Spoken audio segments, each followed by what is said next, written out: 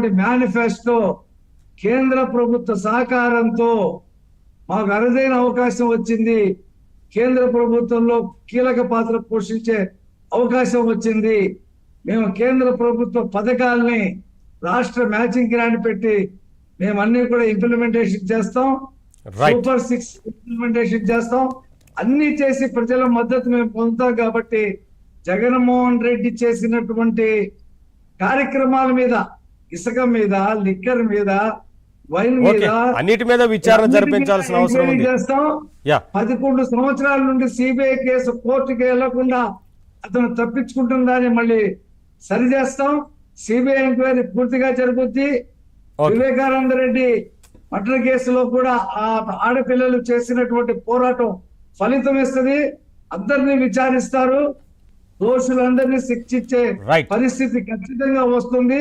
కాబట్టి వైసీపీకి భవిష్యత్తులో అసలు నూకలే ఉండవు. ఆ పార్టీ అంతర్ధానం అయిపోతుంది. చూడండి మీరు 6 నెలల్లో. థ్యాంక్ యూ రఫీ గారు. సుబ్బారావు